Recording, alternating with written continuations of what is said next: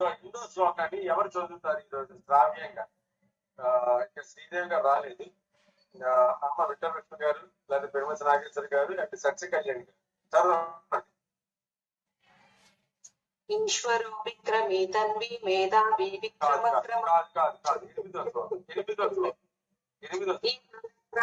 ప్రాణో జ్యేష్ఠ శ్రేష్ఠ ప్రజాపతి హిరణ్యగర్భో భూగర్భో మాధవో మధుసూదనః. చదవండి.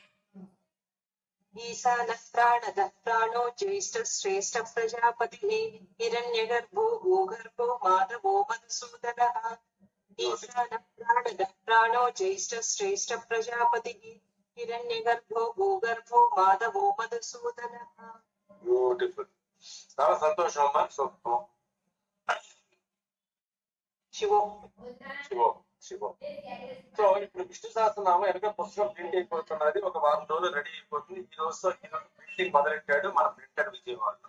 అన్ని తప్పులు అన్ని ఒప్పులు అన్ని సరి చేసాం, అన్ని కూడా క్లారిటీ వచ్చేసింది. ఈ రోజు నుంచి ప్రింట్ మైండ్ మొదలైంది. బహుశా హైదరాబాద్ నేను వస్తున్నప్పుడు ఈ పుస్తకాలు కొన్ని నేను తీసుకురావచ్చు. అండ్ హైదరాబాద్ కి మిత్రులకి అందరికి కూడా నా తరపు పవన్కి ఏదైతే ఉందో అది నేను అందజేస్తాను. అండ్ కొంతమంది పెద్దవాళ్ళు కమలా మాచిరాజు గారు వాళ్ళందరూ మీటింగ్ రాకపోయినా వాళ్ళందరూ కూడా మీటింగ్ కి మనం హైదరాబాద్ లో కలుసుకుంటాం. వయసు నుంచే చాలా పెద్దవాళ్ళు వాళ్ళు. అండ్ కురవాళ్ళందరూ కూడా పిలవచ్చు. అలాగే వేణుగోపాల్ గారు మీ బంధువులు మీ స్నేహితులు వాళ్ళందరికీ కూడా మీరు తీసుకురావచ్చు. ఎవరికైనా ఆధ్యాత్మికంగా ఇంట్రెస్ట్ ఉన్నారు వాళ్ళందరికీ కూడా మీరు తీసుకురావచ్చు. సో నేను ముందే చెప్పాను, విష్ణు సహస్రనామ స్తోత్ర విశ్లేషణ అని రాస్తూ కింద బ్రాకెట్ లోని ఒకటి రాశాను. మీరందరూ చదివి ఉంటారు ఇప్పటికి కూడా. ఏంటి రాశాను బ్రాకెట్ లో? విష్ణు సహస్రనామ స్తోత్ర విశ్లేషణ రాస్తూ బ్రాకెట్ లో ఒకటి రాశాను కింద. ఎవరైనా చెప్తారు? పుస్తకం అంత కూడా మీకు పంపించాను. కింద బ్రాకెట్ ఉంటుంది గురుగారు, టక్కని గుర్తు రావడం. పరమాత్మ స్వరూపం.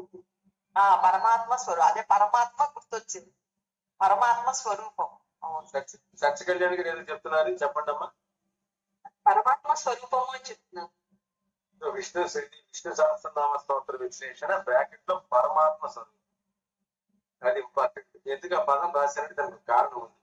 మన విష్ణు సహస్రనామ స్తోత్ర విశ్లేషణ అంతా కూడా పరమాత్మ యొక్క స్వరూపంగానే చూస్తున్నాం. పరమాత్మ అంటే ఏంటి? మనలో ఉన్న ఆత్మ. అంటే జగత్తంతా వ్యాపించిన ఆత్మస్వరూపం, మనలో కూడా ఉన్న ఆత్మస్వరూపం కాబట్టి బ్రాకెట్ లో పరమాత్మ స్వరూపం. సో విష్ణు సహస్రనామం నేను చెప్పిన విశ్లేషణ అంతా కూడా ఈ ఆత్మస్వరూపం చుట్టూనే తెలియదు. విష్ణువు అంటే సర్వత్రా వ్యాపించున్నవాడు విష్ణు. విష్ణు యొక్క పదానికి మొదటి శ్లోకంలో మీకు అర్థం చెప్పారు. సర్వత్రా వ్యాపించి ఉన్నది ఏదైతుందో దాన్ని మనం విష్ణువు అంటాం. విష్ణు జిష్ణు సర్వత్రా వ్యాపించి ఉన్న ఒక రకమైన చైతన్య శక్తి, దాని పేరు విష్ణు. విష్ణు అంటే అర్థం అది. అందుకోసం పరమాత్మ స్వరూపం. సో మనం ఏ శ్లోకాన్ని మనం విశ్లేషించుకున్నప్పటికీ కూడా ఈ పరమాత్మ అన్న మాటను మాత్రం మర్చిపోకూడదు.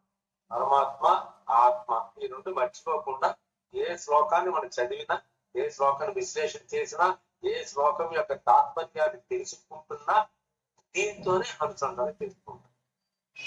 అప్పుడే మనకి ఆత్మస్వరూపం అనేది అవగతం అవుతుంది. ఇవంతా కూడా ఈ పూజలు పునస్కారాలు, ఈ సాధన, ఈ ధ్యానము, ఈ నిష్కామ కర్మ, ఈ జ్ఞానము, విజ్ఞానము, ఈ విభూతి అండ్ ఇవన్నీ దేనికోసం? ఆత్మస్వరూపాన్ని అనుభూతి పొందడానికి. ఆయన ఎక్కడున్నాడు? మనలోనే ఉన్నాడు. మనలోనే ఉంటూ సర్వత్రా వ్యాపించున్నాడు. సో అందుకోసమే భగవంతుని యొక్క విష్ణు సహస్రనామ స్తోత్రమే కాకుండా భగవద్గీత కావచ్చు, లేకపోతే అమ్మవారి లలిత సహస్రనామ స్తోత్ర విశ్లేషణ కూడా పెడుతున్నాను. ఈ రోజు 2 శ్లోకాలు పెట్టాను, రోజు పెడుతూ ఉంటాను. దాన్ని నేను దసరా లాస్ట్ 2021 దసరాలో రాశాను. 50 శ్లోకాల మధ్య రాశాను. ఎందుకంటే చాలా కష్టం రాయండి, చాలా ఆలోచించి రాయాలి. విష్ణు సహస్రం 108 ఉంటే అమ్మవారికి వచ్చేసి 187.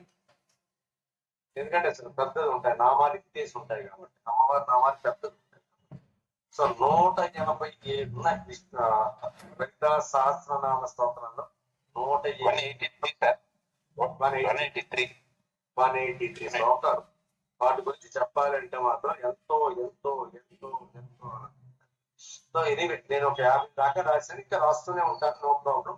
ప్రస్తుతం మాత్రం ఉన్నాయి 50, నేను తయారు చేసిన 50, నా అసిస్టెంట్స్ తయారు చేసిన టెంప్లెట్స్. ఇది మాత్రం టెంప్లెట్స్ రూపంగా తయారు చేశాను. వాళ్ళు అన్నారు గురుగారు ఇలా తయారు చేద్దాము అన్నారు. సంతోషం. ఎందుకంటే దీంట్లో ఇంత ఎక్స్ప్లెనేషన్ ఇచ్చినట్టు దాంట్లో అంత ఎక్స్ప్లెనేషన్ ఇవ్వట్లేదు. ఎందుకంటే చెప్పవలసింది ఏదో సింపుల్ గా చెప్తున్నాను. అమ్మవారి శ్లోకం అంతా కలిపి చెప్పవలసింది ఏదో ఒక్క పారాగ్రాఫ్ లో చెప్పేటట్టు ప్రయత్నం చేస్తున్నాను. మొత్తం జ్ఞానం అంతా కూడా, ఆ శ్లోకంలో ఉన్న జ్ఞానం అంతా కూడా ఆ పిసరు ఆ పేరాలోనే ఇమర్చడానికి ట్రై చేస్తున్నాను. ఎందుకంటే మీరందరూ కూడా ఆడి భగవద్గీత చదువుకున్నారు, నేర్చుకున్నారు. తర్వాత విష్ణు సహస్రనామ స్తోత్రం పూర్తిగా నా ద్వారా వింటున్నారు. రేపు పొద్దున పుస్తకం కూడా వస్తుంది. ఇక అమ్మవారి శ్లోకానికి వచ్చేసరికి ఈ రెండు జ్ఞానాన్ని మీరు జోడించి దాన్ని అర్థం చేసుకోండి. ఇది ఒక రకమైన పరీక్ష పెడుతున్నాను. ఇది ఇమీడియట్ గా పుస్తకాన్ని ప్రింట్ చేయడం. పుస్తకం ప్రింట్ చేసినప్పుడు మాత్రం పెద్ద విశ్లేషణ రాస్తాను. ప్రతి శ్లోకానికి విష్ణు సహస్రనామం అలాగే పెద్ద విశ్లేషణ రాస్తాను పుస్తకానికి వచ్చినప్పుడు. కానీ ఆ టెంప్లెట్స్ మాత్రం ఇంతే రాస్తాను. అంటే ఈ రెండు గ్రహించిన వాళ్ళకి ఆ వాక్యం అనేది పూర్తిగా మీరు ఆ స్టేజ్ కి వెళ్ళారని చెప్పి అలా నేను రాస్తున్నా. కేవలం మన సత్సంగ సభ్యుల కోసం, ట్రూజ్ఞాన్ సభ్యుల కోసం, సర్వతి సేవా సత్సంగం సభ్యుల కోసమే రాస్తున్నాను. సో ఆ ముక్క చదవగానే మీకు మొత్తం అంతా కూడా అర్థమైపోవాలి. అది ఒక రకమైన పరీక్ష. మీరు అలాగే చదవండి. రోజుకి 2 డేస్ పోస్ట్ చేస్తాను. సో ఇప్పుడు ఈ శ్లోకం గురించి అన్ని పూర్తిగా మనకి ఐడియా వచ్చేస్తున్నాడు. వినండి. ఈశాన ప్రాణద ప్రాణో జ్యేష్ఠ శ్రేష్ఠ ప్రజాపతి హిరణ్యగర్భో భూగర్భో మాధవో మధుసూదన అన్నది 8వ శ్లోకం. ఈశాన అంటే సర్వమును సమస్తమును శాసించువాడు. సర్వమును సమస్తమును శాసించేవాడిని మాత్రమే మనం ఈశ్వరుడు అంటాం. ఆయన యొక్క శక్తిని, ఆయన యొక్క తత్వాన్ని ఈశనః అంటే అది. అందుకోసం అష్టసిద్ధుల్లో కూడా అణిమ, గరిమ, లగిమ, మహిమ, ప్రాప్తి, ప్రాకామ్యం, వసిత్వం, ఈశత్వం. ఈశత్వం అనేది అన్ని శక్తుల్లో కల్లా ఉత్తమమైన శక్తి. ఆ శక్తి కలవాడు ఈశ్వరుడు. ఈ అన్ని శక్తుల యొక్క కలయికే ఈశత్వం. అందుకోసం ఈశానః సమస్తమును శాసించువాడు. శాసించడం మాత్రమే చెయ్యడు, ఆయన కూడా గురుస్వరూపమే. శివుడి యొక్క కూడా ఆ గురుస్వరూపాన్ని, శివుడి యొక్క గురుస్వరూపాన్ని మన దక్షిణామూర్తి అంటాం. ఆయన మొట్టమొదటి గురువుగా అవతారం. శివుడు అనేవాడు మొట్టమొదటి గురు అవతారం ఏదైతే ఉందో దాని పేరు దక్షిణామూర్తి. కింద సనక సనందులందరూ 4 కూర్చొని ఉంటారు. వాడు బ్రహ్మ యొక్క మానస బుద్ధుడు. ఆ 4 కూడా 4 వేదాలకు కూడా భావించవచ్చు. తప్పే. కింద రాక్షసుడు ఉంటాడు, ఆయన మీద డొక్కేసి ఉంటాడు. అంటే అజ్ఞానాన్ని ఇప్పుడు చిన్నప్పుడే జయించాలి. అంటే చిన్న పిల్లవాడిగా కనబడతాడు రాక్షసుడు. పెద్ద భారీ రాక్షసుడు కింద కనబడదు. మన మంత్రిని చేస్తున్నప్పుడు ఉన్న కింద రాక్షసుడు చాలా పెద్దవాడిగా కొంచెం భుజానికి వేసుకుని ఉంటాడు.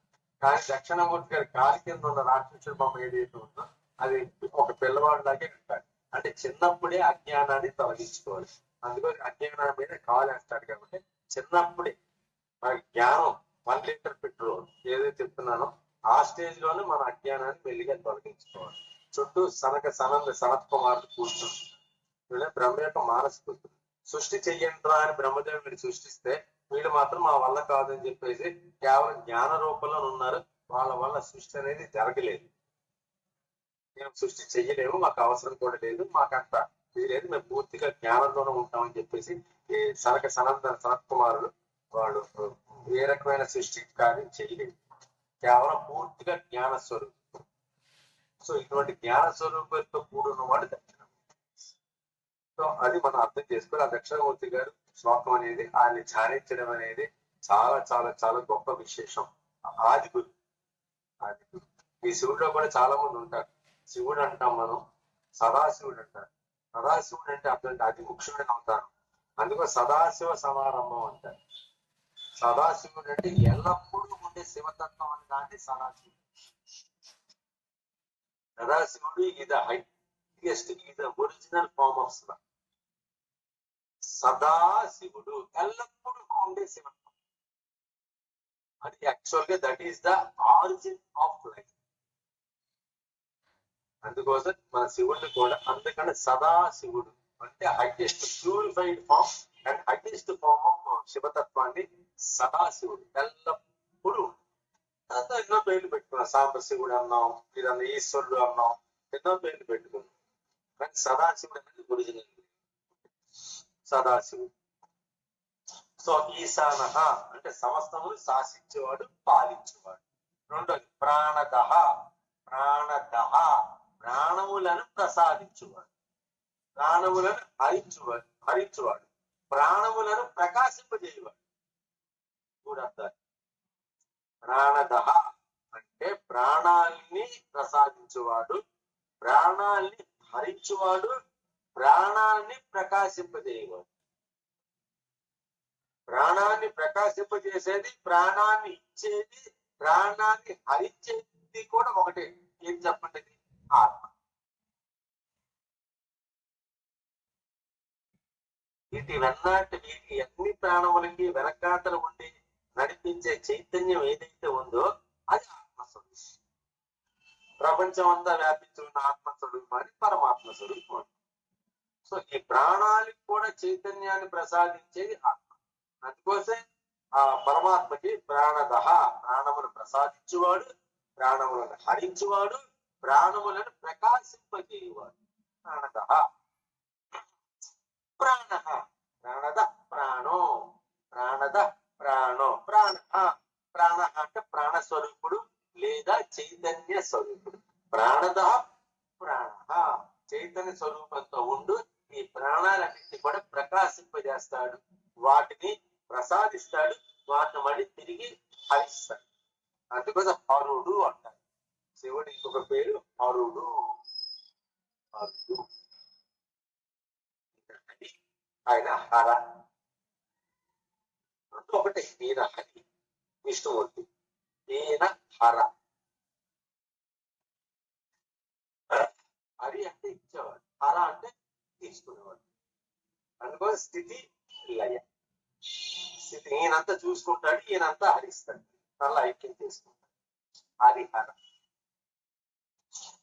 ప్రాణద ప్రాణో జ్యేష్ఠ, శ్రేష్ఠ. జ్యేష్ఠ, జ్యేష్ఠ అంటే అన్నింటికన్నా పెద్దవాడు లేదా అన్నింటికన్నా ముందున్నవాడు. సో ఆయనే ఆది పురుషుడు. చాలా ఉంది. ఈషా మనం కోయంబత్తూరుకి వెళ్ళినప్పుడు పేరు ఆది శివ అంటారు, ఆ పెద్ద విగ్రహం శివుడు. సో ఆది పురుషుడు ఫస్ట్ పుట్టింది ఆయన. ఫస్ట్ ప్రాణం అయితే ఏదైతే పుట్టుకు ఏర్పడిందో, జీవం ఏదైతే ఏర్పడిందో దానికి మొట్టమొదటి వాడు కాబట్టి జ్యేష్ఠ. జ్యేష్ఠ అంటే అన్నింటికన్నా పెద్దవాడు లేదా అన్నింటికన్నా ముందున్నవాడు. అక్కడి నుంచే మొదలైంది. శ్రేష్ఠ అన్నింటికన్నా ఉత్తమమైన వాడు, అన్నింటికన్నా ఉత్తమ. అంత మించిన ఉత్తమం ఇప్పుడు కనమాట. Pure 100% consciousness. శివ అంటే ది ప్యూర్ కాన్షియస్నెస్. అందుకోసం చిదానంద రూప శివోహం, శివోహం ఎన్నో అర్థాలు ఉంటాయి. చిదానంద రూప the ultimate truth, absolute truth, absolute knowledge, absolute విస్. I am the auspice Shiva అంటే ప్యూరెస్ట్ ఫార్మ్ ఆఫ్ శివ. స్వచ్ఛమైన శివతత్వాన్ని లేదు. ఆ శివుడు అంటే ఎవడు? ఈశాన సమస్తమును శాసించేవాడు, సమస్తము పాలించేవాడు. So I'm the Shiva. నేను సమస్తాన్ని పాలిస్తున్నాను, నేను సమస్తాన్ని శాసిస్తున్నాను. సమస్తాన్ని అంటే తన శరీరం అంతా కూడా తను శాసిస్తున్నాడు, సమస్తాన్ని పాలిస్తున్నాడు. తన శరీరంతో పాటు సమాధులు ఉన్నాడు కాబట్టి తన నిష్కామ కర్మతో తను చేయవలసిన పనిని చేయడం అది ఈశాన. అందుకోసం చిదానంద రూప శివోహం Shiva. I am the absolute truth. I am the absolute bliss, and I am absolute. I am absolute knowledge, and I am the absolute bliss. The auspicious Shiva. అంత మించి పవిత్రమైనది లేదు. నేను మాట్లాడుతున్నాను కదా, పవిత్రించ పవిత్రం. పవిత్రానికెళ్ళి పవిత్రుడు మంగళ స్వరూపం నిన్న శ్లోకంలో వచ్చింది. అంత మించి హైయెస్ట్ ఫార్మ్ ఆఫ్ ప్యూర్నెస్ అనేది ఇంకెక్కడ లేదు.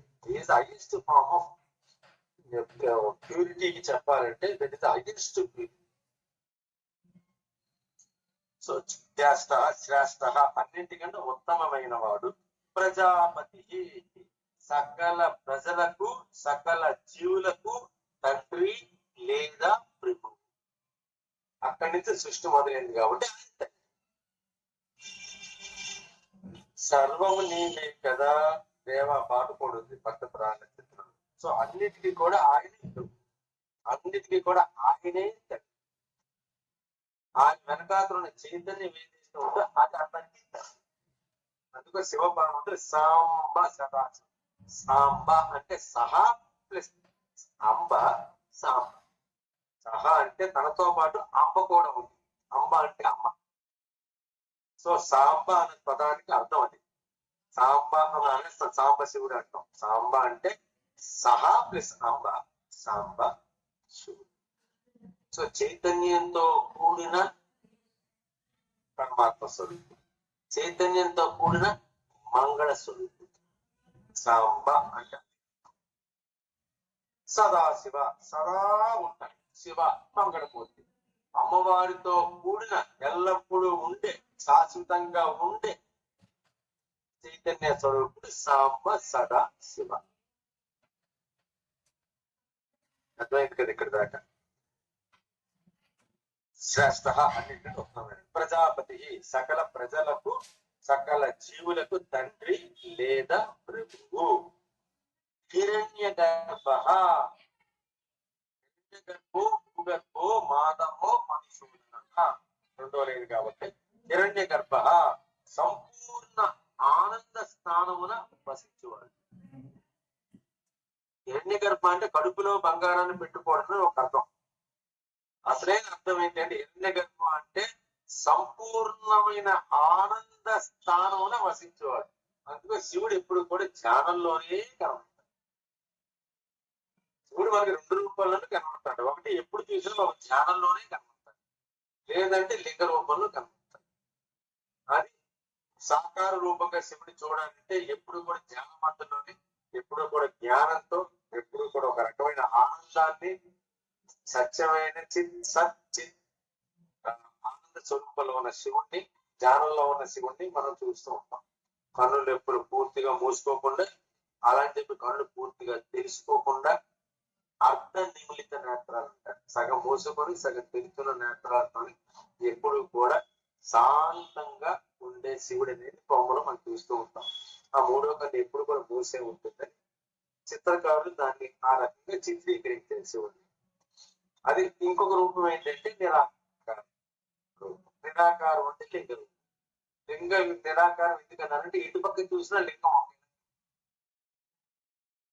లింగానికి ఇది తూర్పు, ఇది పడమర, ఇది ఉత్తర, ఇది దక్షిణ చెప్పడం కష్టం. లింగం అంటే ఎక్కడ చూసినది ఒకేనా. పానవట్టం బట్టి ఉత్తరం వైపు నీళ్లు వెళ్తుంది కాబట్టి ఇది ఉత్తరం అనుకుంటాం, ఇది తూర్పు అనుకుంటాం. కానీ చాలా చోట్ల ఆ జ్యోతిర్లింగాలు పానవట్టం ఉండదు కాబట్టి భూమి నుంచి వస్తాయి కాబట్టి ఏది తూర్పు, ఏది పడమర, ఏది ఉత్తర, ఏది దక్షిణ దాని గురించి మన పెద్దగా ఆలోచించవలసిన అవసరం లేదు. అన్ని దిక్కులకు కూడా ఆయన అధిపతి కాబట్టి ఆయన ఏ దిక్కులో ఉన్నాడని మనకు తెలియదు, మనకు అర్థం కాదు. దాని గురించి పెద్దగా బుర్ర బద్దలు కొట్టుకోదు. లింగాన్ని చూసినా ఎటు పక్క చూసినా ఒకేలాగా కనబడుతుంది. అది అంటే సర్వత్రా వ్యాపించున్నవాడు, సర్వత్రాన్ని చూసేవాడు, సర్వాన్ని చూసుకున్నవాడు అంటే ఆ ప్రతీక లింగం. ఏదైతే గమయతే ఇది లింగ, దేని నుంచి అయితే సమస్తం బయటకు వచ్చిందో, దేనిలో అయితే సమస్తము మళ్ళీ దేని అవుతుందో దానికి లింగం. లింగం అంటే సింపుల్ అర్థం అదే చేసుకోండి, ఎక్కువగా ఆలోచించండి. లింగం అంటే దేనైతే గమయతే ఇది లింగ, దేని నుంచి అయితే అంతా బయటకు వస్తున్నారు, మళ్ళీ దేంట్లో అయితే అంతా కూడా లీనం అయిపోతుందో దాని లింగము. గమయితే లీనతే లింగం.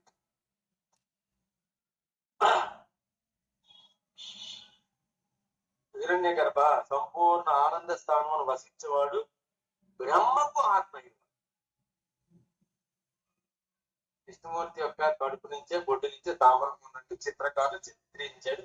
ఆ తామరకు బ్రహ్మగారు అండ్ సరస్వతి ఉన్నట్టు కూడా మనం చూస్తూ ఉంటాం. అంటే అర్థం ఏంటంటే బ్రహ్మకి తండ్రి అని చెప్పి మనం భావించుకున్నా బ్రహ్మకి కూడా ఆత్మ అయిన వాడు. బ్రహ్మకి ఆత్మ అయిన వాడు అంటే అర్థం ఏంటి? ఈ సృష్టి మొత్తానికి ఆత్మ. బ్రహ్మ దేనికి ఇన్ఛార్జ్? సృష్టికి, సృష్టికర్త అని మనం అనుకుంటాం. ఆయన పేరు బ్రహ్మ అని మనం పెట్టుకున్నాం. సో బ్రహ్మకి ఆత్మ అయిన వాడు,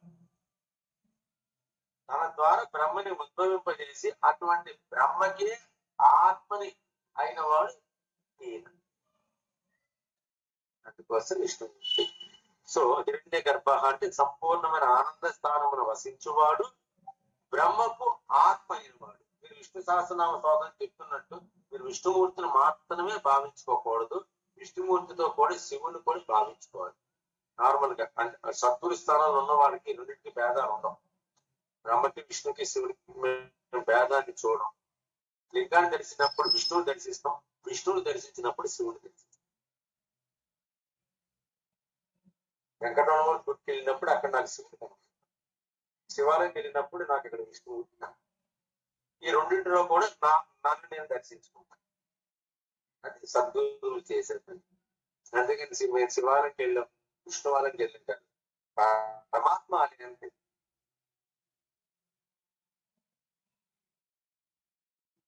ఎందుకంటే అక్కడ నిన్ను నువ్వు దర్శించుకోవాలి, నీ అసలు స్వరూపాన్ని ఆ విగ్రహాన్ని దర్శించుకోవాలి. అది ఆత్మ. అందుకోసం ఇవన్నీ మామూలుగా ఉన్నా సరే సద్గురువు దగ్గరికి వచ్చినప్పుడు మాత్రం వాళ్ళ ఆలోచన, వాళ్ళు చూసే విధానం, వాళ్ళు భగవంతుని దర్శించుకునే విధానం వేరే. అది బయటికి తెలియదు, ఎవరు గుర్తుపట్టారు కూడా. వీడు ఆత్మ ప్రతి దాంట్లో తను తానే చూసుకుంటాడు. విష్ణు అయినా సరే, శివుడైనా సరే, ఎక్కడికి వెళ్ళినా సరే, వినాయకుడైనా సుబ్రహ్మణ్యం సరే, తనలో తను చూసుకుంటాడు. అంటే బ్రహ్మలో అంటే ఇంకేం చెప్తాను, పరమాత్మని చూసుకుంటాడు. ఆయన విష్ణువు, ఆయన శివుడు. సో విష్ణు సహస్రనామం శివుడి గురించి వస్తుంది, అలాగే శివతత్వంలో కూడా విష్ణు గురించి వస్తుంది. ఆ భేదం అనేది సృష్టించడం మాత్రం ఎట్టి పరిస్థితుల్లో కూడా ఆధ్యాత్మికంగా పైకి రాలేదు, ఆధ్యాత్మిక ఉన్నత స్థితిని చేరుకోలేడు. ఈ నామాలు అన్ని మనం కల్పించుకున్నవే తప్ప అంతా కూడా ఆత్మస్వరూపం పొందిన వాడికి ఈ నామాలతోనే, బొట్లతోని, కాటుకలతోని పని లేదు. రుద్రాక్షలతోని, ఏకంక రుద్రాక్ష వీటితో పని లేదు. ఎందుకంటే అన్నింటిలో వాటి ఏకత్వం దర్శించినప్పుడు బొట్లతోని, రుద్రాక్షలతోని పని ఉంటుందండి మనకి.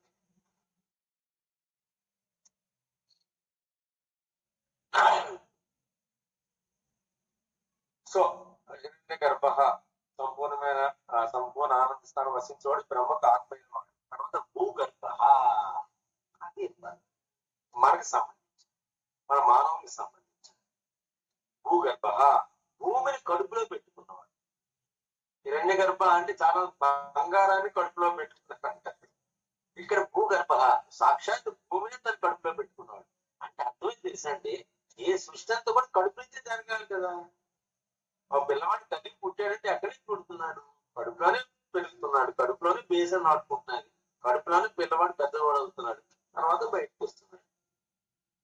విష్ణుమూర్తి కూడా అదే సేమ్. సైన్స్ ఏం చెప్తుంది అప్పుడు అదే చెప్పాడు. ఏదైనా కడుపు నుంచి బయలుదేరవలసింది కాబట్టి ఉత్పత్తి అనేది కడుపులో జరగాలి. మనకే కాదు, కప్పలకు కావచ్చు, పావులకు కావచ్చు, పిల్లులకు కావచ్చు, నక్కలకు కావచ్చు, కుక్కలకు కావచ్చు. గుడ్లైన కడుపులో పెరుగుతాయి, అలాగే పక్షులు కూడా గుడ్లైన కడుపులో పెరుగుతాయి. అంటే భూగర్భ. భూగర్భ, భూ అంటే ఇక్కడ అర్థం ఏంటంటే సృష్టి అని అర్థం. మనకు తెలిసినటువంటి మన లోకం, భూలోకం, మన సృష్టి. భూగర్భ ఈ సమస్తాన్ని, సృష్టిని తన కడుపులో దాచుకున్నవాడు, తన కడుపు నుంచే బయటకు తీసుకున్నవాడు, మళ్ళీ తిరిగి తన కడుపులోకి తీసుకున్నాడు. భూగర్భ భూమిని కడుపులో పెట్టుకున్నవాడు. అంటే ఇంకో రకంగా ఆలోచిస్తే ఈ విశ్వానికి పుట్టిని లేనివాడు. ఎంత బాగా చెప్పేస్తాం, ఎంత బాగా విశ్లేషణ, అలాగే అర్థం చేసుకోవాలి. ఈ విశ్వానికి పుట్టిని, కడుపులో భూమిని దాచుకున్నాడు, సృష్టిని దాచుకున్నాడు. అంటే ఈ విశ్వానికి పుట్టింది ఆయన యొక్క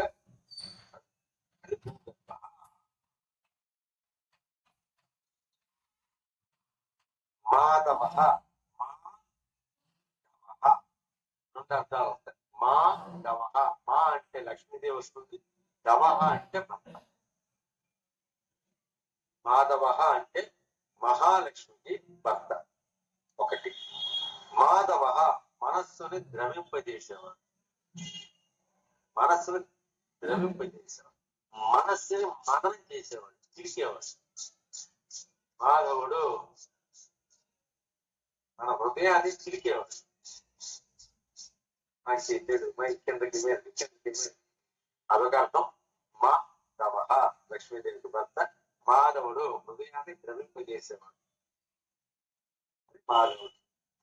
మధుసూదన అంటే మధు అనే రాక్షసుడిని, మధు కైటబులు ఇద్దరు అన్నదమ్ముడే. మధు కైటబులు అనే రాక్షసుడు సంహరించిన వాడు మధుసూదనుడు. అంటే మధు శోధన, మధు అంటే కర్మల్ని కూడా మధు, కర్మలు ఎప్పుడు కూడా తీయగానే ఉంటాయి. మన కనబడుతున్న సిస్టంతో కూడా మనం చేస్తున్న పనులు మనకి ఎప్పుడు తీయగానే ఉంటాయి, చాలా హాయిగా అనిపిస్తుంది. చేస్తున్నంతసేపు చాలా గొప్పగా చేస్తాం కర్మ. అందుకోసం దాని మధు అని కూడా అన్నారు. కర్మకి ఇంకొక పేరు మధు. మధు అంటే తీయగా ఉంటాయి, ఉంటాయి. మనం కర్మలు చేస్తున్నందుకు ఆనందంగా ఉంటాయి. ఆ ప్రతిఫలం వచ్చినప్పుడు మనకి అసలు విషయం తెలుసు. అంతవరకు కూడా తీయగా ఉంటుంది మనం చేస్తున్న పనులు. సో మధుసూదన అంటే కర్మ ఫలములను, శోధన ఆ కర్మ ఫలితాన్ని ఇచ్చి మనం రక్షించు. మధు అంటే కర్మలు, కర్మ ఫలాలు, కర్మ చేయడం వల్ల కర్మ ఫలాలు వస్తాయి. శోధన వాటి నుంచి రక్షించు అది మధుసూదన. మధు కైటబులు రాక్షసుడు కూడా సంహరించాడు కాబట్టి మధుసూదన అంటే అన్నట్టు కర్మల్ని సంహరించాడు. మధు కైటబులు అంటే కర్మలే, వాటిని సంహరించిన వాడు మధుసూదన. సో ఇది యొక్క ఈ శ్లోకం యొక్క తాత్పర్యం.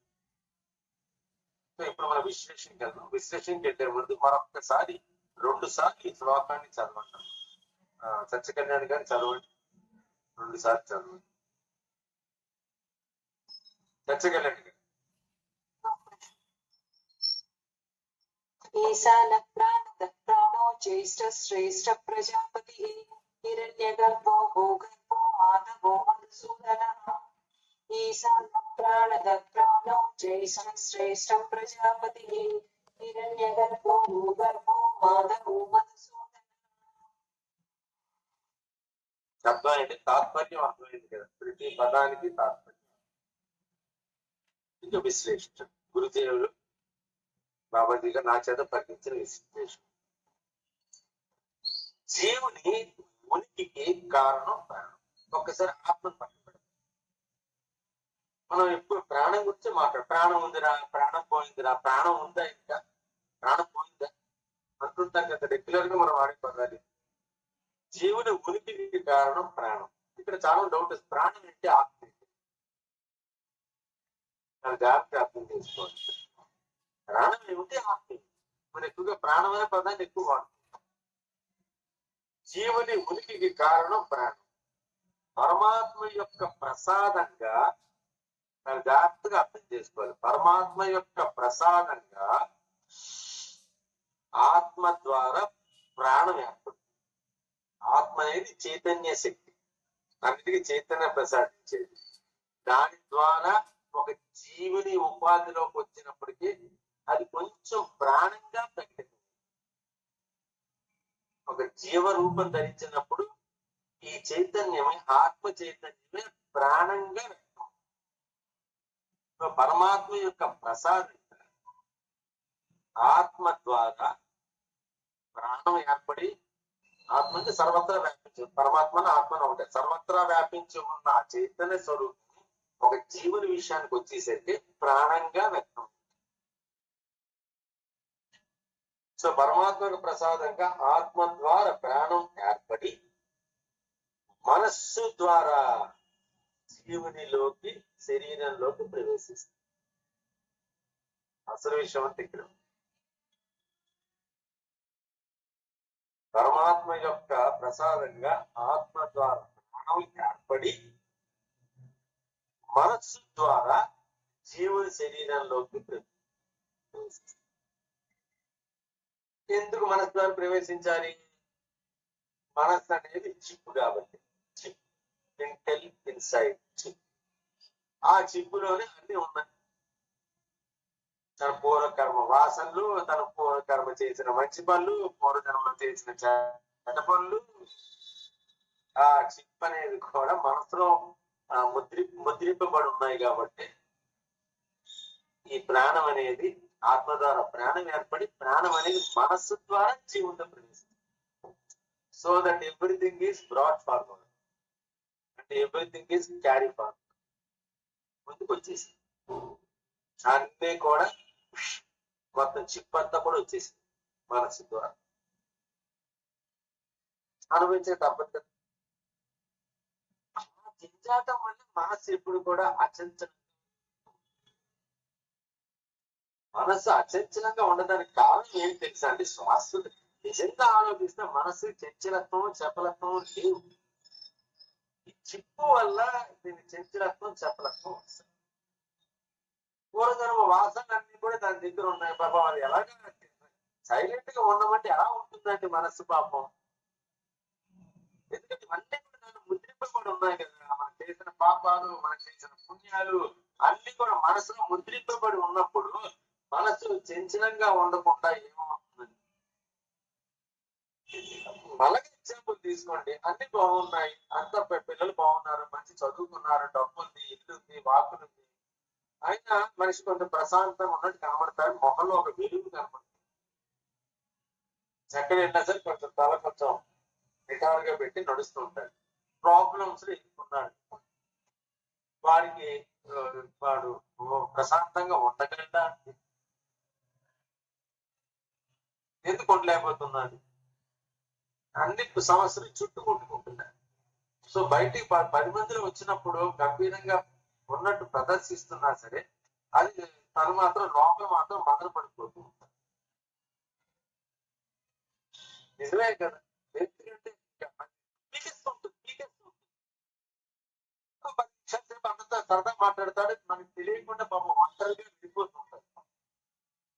10 నిమిషాలు ఉంటాడు, తర్వాత ఉండడానికి ఇష్టం బుద్ధి అవ్వదు. పక్కనే లేచి కొంచెం పక్కకి వెళ్ళిపోతూ ఉంటాడు. ఎందుకంటే ఈ ఆలోచన, ఈ టెన్షన్ వెంటాడుతూ ఉంటుంది బాబు. అది ఒక చోట స్థిమితంగా కూర్చోలేదు. పెళ్లిళ్ళలో చాలా మంది పార్టీస్ లో పరిచయం అయినప్పుడు మనం చూస్తూ ఉంటాం. కొంతమంది అలా ఉల్లాసం కొంతమంది నటిస్తూ ఉంటారు. కొంతమంది బాబా ఆ టెన్షన్ తట్టుకోలేక 10 నిమిషాలు మనతో ఉంటారు, తర్వాత మెల్లిగా పక్కకి వెళ్ళిపోతుంటారు, దూరంగా వెళ్ళిపోతుంటారు. ఒక రకమైన టెన్షన్ స్థిమితంగా కూర్చోలేదు. అలాగే మనసు కూడా ఎన్ని రకాలు క్యారీ ఫార్వర్డ్ చేసుకున్న మనసు స్థిమితంగా ఎలా ఉండగలిగినట్టు ఉండలేదు కదా. అదే ఎందుకంటే చిప్పు క్యాలిఫెట్. సో ఆత్మ ద్వారా ప్రాణం ఏర్పడింది. ప్రాణం అనేది మనస్సు ద్వారా జీవన శరీరంలోకి ప్రవేశిస్తుంది. ప్రాణం యొక్క రూల్ అక్కడ ఆత్మస్వరూపమే ప్రాణస్వరూపం. ప్రాణ విభూతి ఆత్మ విభూతి, దాంట్లో డౌట్ ఏం లేదు. అది పరమాత్మ విభూతి. పరమాత్మే జీవాత్మ విషయంకి వచ్చేసరికి ఆత్మ కింద మాట్లాడు. ఈ ఆత్మ అనేది ప్రాణం వ్యక్తం అవుతుంది. ఈ ప్రాణం అనేది మనస్సు ద్వారా జీవన శరీరంలో ప్రవేశిస్తుంది. ఇక్కడ వరకు మీకు అర్థమైంది కదా. పరమాత్మ, ఆత్మ, ప్రాణం, మనస్సు, జీవుడు టైం మీద వచ్చాయి కదా. ఈ సీక్రెట్ అర్థం చేసుకుంటే మన భగవంతుడి యొక్క తత్వం అర్థం అవుతుంది. పరమాత్మ, ఆత్మ, ప్రాణం, అది మనస్సు ద్వారా. ఆ మనస్సు అనేది ఇక్కడ. ఆ మనస్సు కింద మళ్ళీ కొంతమంది అసిస్టెంట్స్ ఉంటారు. ఏమవి? ఇంద్రియాలు, పంచ జ్ఞానేంద్రియాలు, పంచ కర్మేంద్రియాలు మనస్సు కింద రోమలు. ఈ రెండింటికి మధ్యలో బుద్ధి అనేది ఉంటుంది. ఈ ప్రాణానికి మనసుకి మధ్యలో బుద్ధి అనేది ఉంటుంది. మళ్ళీ మంచి చెప్తూ it's a complex, it's a network. ఒక ఆటంలో ఎలాగైతే ఎలక్ట్రాన్స్, న్యూట్రాన్స్, ప్రోటాన్స్ 3 ఉంటాయి, న్యూక్లియస్ ఉంటుంది. ప్రతి ఆటంలో న్యూక్లియస్ ఉంటుంది, న్యూక్లియస్ ఇవన్నీ కూడా ఉంటాయి. కొన్ని బయట తిరుగుతుంటే కొన్ని లోపల. It's a network. ఇది నెట్వర్క్. మన వాటి ఎక్కువ కొనుక్కున్నాం.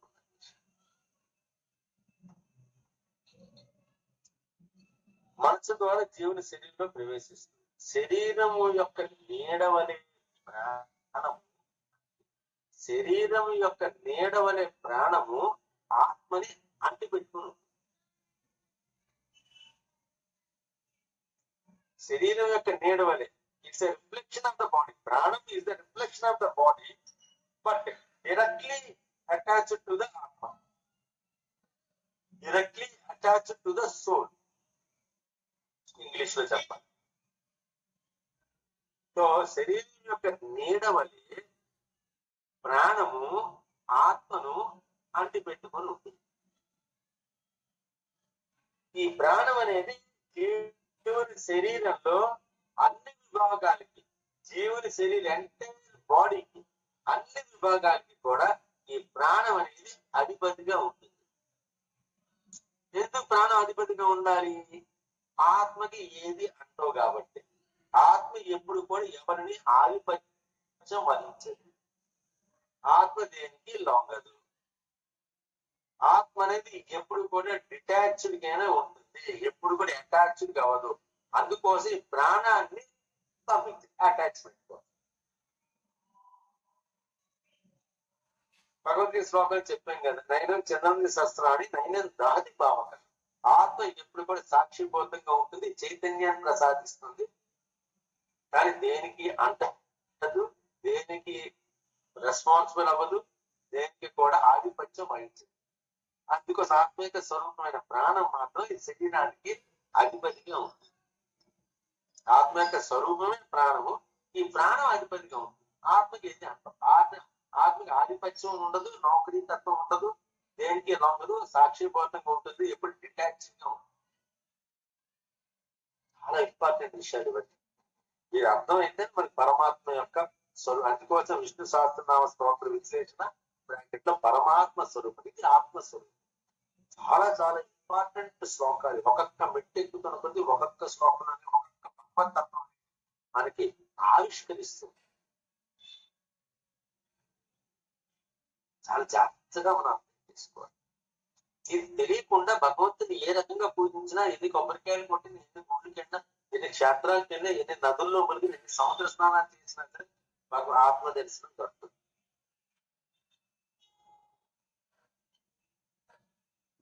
ఇది చెప్పాలంటే గురువు ఉంటాడు. ఆ గురువుకి మళ్ళీ ఇంకొక గురువు యొక్క ఆశీర్వాదం ఉంటుంది. ఆయన ఆత్మ, నా గురువు గారు నాకు ఆత్మ, నేను ప్రాణం. నా శరీరంలో ఉన్న భాగాన్ని మీకు ఆ చైతన్యం అనేది అక్కడ రావాలి. ఆయన ఇస్తూనే ఉంటాడు చైతన్యం. నేను ప్రాణంగా ఉంటాను. అన్ని శరీర భాగాలు మీరు కొన్నాళ్ళు పోయిన తర్వాత నేను ఆ స్థానానికి వెళ్తాను, మీరు ఈ స్థానానికి. అంటే దీన్నే గురు పరంపర అంటారు. పరమాత్మ పరంపర అని చెప్పి అక్కడ ఉండదు. పరమాత్మ పరంపర అని చెప్పి మీరు ఎక్కడ వినట్టు. గురు పరంపర అర్థం చేసుకోవచ్చు. ఈ ప్రాణం అనేది ఇంతకుముందు మనం చెప్పుకున్నాం, జ్ఞాపకం ఉండొచ్చు కొంతమందికి, కొంతమంది మర్చిపోయి ఉంటారు. ఎన్నోసార్లు చెప్తే కానీ బుర్రలోకి ఎక్కదు. అందుకు ఈ శ్లోకం మట్టి అది వచ్చింది. ఈ ప్రాణము 5 రకాల వాయువుల రూపంలో శరీరం అంతా నెలకొంటుంది. ప్రాణం అంతా శరీరం అంతా నెలకొంటుంది. ఎందుకంటే శరీరానికి మొత్తానికి అధిపతి ప్రాణం. చెప్పుకున్నాం కదా, ఆత్మ మాత్రం వెనకాల చైతన్యంగా సర్వాధికారి ప్రాణమే. కాబట్టి ఈ ప్రాణం అనేది శరీరం అంతా కూడా సర్వత్రా వ్యాపించి ఉంటుంది. అది 5 రకాల వాయువుల రూపంలో మన శరీరం అంతా వ్యాపించి ఉంటుంది. ఇంపార్టెంట్ థింగ్, జాగ్రత్తగా గుర్తుపెట్టుకోండి ఈ పర్టికులర్ టాపిక్. 5 రకాల వాయువుల రూపంలో శరీరం అంతా నెలకొని ఉంటుంది. ఎలాగా? శరీరం యొక్క మలమూత్రం, మలము మూత్రము, ఆ యొక్క ద్వారాలలో అపాన వాయువుగా, జ్ఞానేంద్రియాలలో, ఇంద్రియాల్లో కూడా జ్ఞానేంద్రియాలలో ప్రాణవాయువుగా, జ్ఞానేంద్రియాల్లో ప్రాణవాయువుగా, మలమూత్రాలు విసర్జించే ఆ ద్వారాల్లో అపాన వాయువుగా, ప్రాణ అపాన వాయువుల మధ్య వారి యొక్క నడుమ సమాన వాయువుగా, ప్రాణవాయువుకి అపాన వాయువుకి మధ్యలో సమాన వాయువుగా ఉంటుంది. ఈ సమాన వాయువు ఏదైతే ఉందో అది దేహంలో ఉన్న అన్ని భాగాలకి కూడా అన్నసారం అంటే మన తినే యొక్క పదార్థముల యొక్క ఏర్పడిన సారాన్ని, అంటే ఇంకో రకంగా చెప్పాలంటే దాని శక్తిని, దాని ఇంగ్లీష్ లో మెడికల్ లాంగ్వేజ్ లో చెప్పాలంటే ఏటీపీ, ఎడినోసిన్ ట్రైఫాస్ఫేట్, ఏటీపీ అంటారు. సో ఈ శక్తిని సైంటిఫిక్ టర్మ్ లో, మెడికల్ టర్మ్ లోని ఏటీపీ, ఎడినోసిన్ ట్రైఫాస్ఫేట్, ఏటీపీగా ఈ ప్రాణ అపాన వాయువుల నడుమ సమాన వాయువుగా, ఈ సమాన వాయువు దేహంలోని అన్ని భాగాలకి కూడా అన్నసారాన్ని అంటే శక్తిని అందిస్తుంది.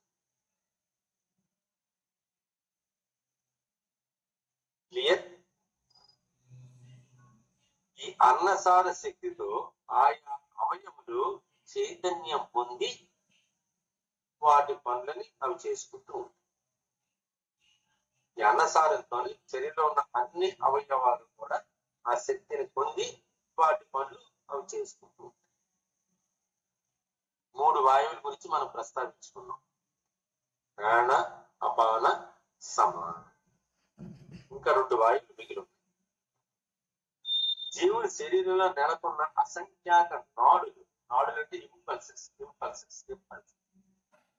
అన్ని కనెక్ట్ అయితూ ఉంటాయి, అన్ని ఇంపల్సెస్ చెప్తూ ఉంటాయి, అన్ని చెప్తూ ఉంటాయి. శరీరంలో జీవుడి నెలకొన్న అసంఖ్యాక, దాని లెక్కలేదు అనమాట నాడులు. అసంఖ్యాక నాడుల్లో సంచరించే వాయువుని ఇంపల్సెస్ ని ఇటు నుంచి అటు, అటు నుంచి ఇటు, బ్రెయిన్ నుంచి ఆర్గాన్స్ కి, ఆర్గాన్ నుంచి మళ్ళీ బ్రెయిన్స్ కి, ఇవన్నీ అందించేదాన్ని ధ్యానము అంటారు. ధ్యాన వాయువు అంటే నెర్వ్స్. ఈ నెర్వ్స్ లో తిరుగుతున్న శక్తి ఏదైతే ఉందో దాని పేరు ధ్యానము, ధ్యాన వాయువు. ఈ నాడులోకి వెళ్ళ ఇన్ని రకాల నాడు ఉన్నా కానీ ఆ నాడులో అన్నిటికంటే ముఖ్యమైనది సుషుమ్న నాడి. ఈడ, పింగళ, సుషుమ్న. ధ్యాన యోగంలో ఇవన్నీ వస్తాయి. ఈ రామూర్తి గారు, భగవత్పాటి గారు మీరు చెప్తున్నది, ఇప్పుడు మీరు చేస్తున్న ప్రాక్టీస్ అంతా కూడా ఇది. ఈడ, పింగళ మధ్యలో సుషుమ్న ఓ పాములాగా ఉంటుంది. అదే మెడికల్ టర్మ్ లోనే మనవాడు కాదు ఫారినర్స్ గుర్తించేసి అందుకే మెడికల్ కి సింబల్ పామునే పెడతారు. డాక్టర్స్ యొక్క సింబల్ పాము. చూసారా డాక్టర్ సింబల్ కారు మీద ఉంటాయి, డాక్టర్ అని చెప్పి పెట్టుకుంటారు స్టిక్కర్ రాగుంటే మధ్యలో పాము ఉంటుంది. ఈడ, పింగళ, సుషుమ్న అది ధ్యాన యోగంలో సరిపోవాలి. ఇనిషియల్ స్టేజ్ లో వీటిని గ్రహించాలి ధ్యాన యోగం. ఇప్పటి వరకు మీరు బ్రీతింగ్ సెషన్ చేశారు. నెక్స్ట్ నేను ఏదైతే గురువు వస్తున్నాను అంటే అది చెప్తాడు. ఈ ఈడ అంటే ఏంటి, పింగళ అంటే ఏంటి, ఈ సుషుమ్న అంటే ఏంటి అది వచ్చే గురు. ఆ వచ్చే గురువు వచ్చేసి ఇక్కడ దాకా చెప్తాడు. అందుకు ఆయన జాగ్రత్తగా ఉండాలి. మొదటి చెప్తాను, ఆ వచ్చే గురువు చాలా ప్రమాదకరంగా అలాగే మాట్లాడు. గురుగారు క్షమించాలి, ఒక్కసారి మళ్ళీ చెప్పరా గురుగారు? నేను అనవసరంగా వేరే ఇంపార్టెంట్ కాల్ అవటం వల్ల కట్ చేయాల్సి వచ్చింది. మీరు ఎక్కడ వెళ్ళిపోయారో, ఎక్కడి నుంచి చెప్పాలో అది వెనకమాల వెన్నుపోమో చెప్తున్నారు గురుగారు, డాక్టర్ గారు. జస్ట్ ఆ 2 నిమిషాలు తీసేయండి. శివోహం గురుగారు. ఈ ప్రాణం చెప్తున్నా, ఈ ప్రాణం అనేది ఐదు వాయువు రూపాయల శరీరం అంతా వ్యాపించి ఉంటుంది. దాంట్లో ఆ ముఖ్యమైనది ప్రాణవాయువు. ప్రాణవాయువు అంటే మాత్రం అది ఇంద్రియాల బేసిస్, జ్ఞానేంద్రియాల్లో ఉన్న శక్తిని ప్రాణవాయువు అంటారు. అపాన వాయువు అంటే మలమూత్ర విసర్జాలు చూసే ఉన్న దాని తోట అపాన వాయువు అంటారు. ఈ ప్రాణవాయువుకి అపాన వాయువుకి మధ్యలో సమాన వాయువు ఉంటుంది. ఈ శరీరానికి అన్ని చోట్లకి అన్ని విషయాలు కూడా ఈ అన్నసారాన్ని అందిస్తూ ఉంటుంది. 3 వాయువులకి. ఇక శరీరంలో ఉన్న ఇంకా మిగతా 2 వాయువులు ఏంటంటే శరీరం నెలకొని అనేక నాడులు, అనేక ఇప్పుడు బ్రెయిన్ తో కనెక్ట్ అయిపోయి ప్రతి భాగానికి కనెక్ట్ అయిపోయి ఉంటాయి. ఆ నాడులలో సంచరించే వాయువుని జ్ఞానవాయువు అంటారు. ఈ అన్ని నాడుల కల్లా ఎంతో ముఖ్యమైనది సుషుమ్న నాడి. సుషుమ్న నాడి అనేది ఇంపార్టెంట్ ఉంటుంది.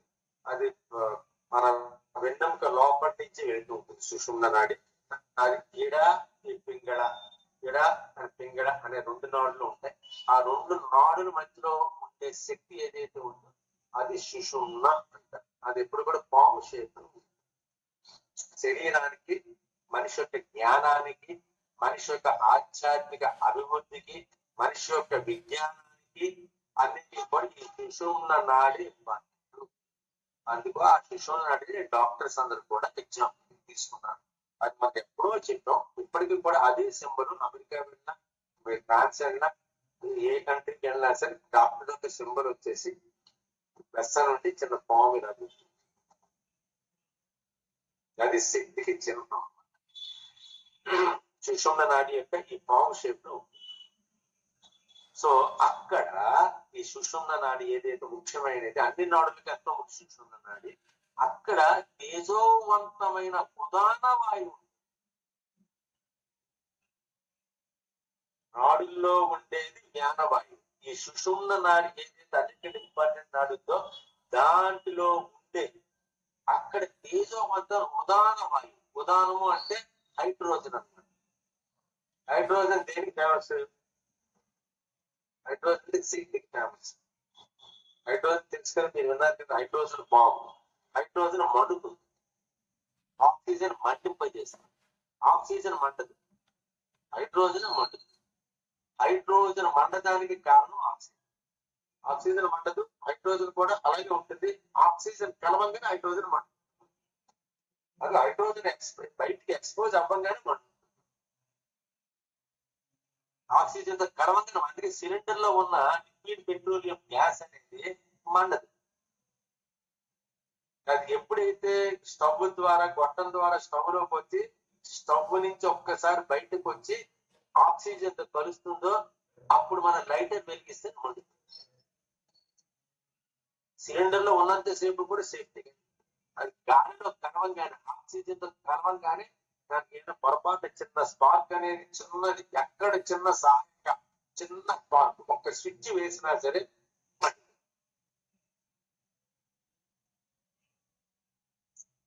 ఈ ఉదాన వాయువు అనేది సుషుమ్న నాడిలో ఉంటుంది.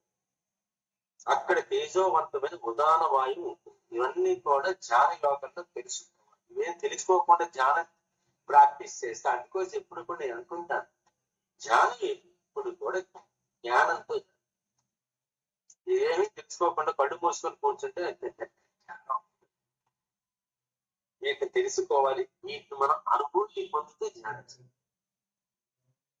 మనం పంచవాయువుని, ఈ పంచవాయువుల వెనకాతలున్న ప్రాణాన్ని, ఆ ప్రాణానికి చైతన్యాన్ని ప్రసాదిస్తున్న ఆత్మని,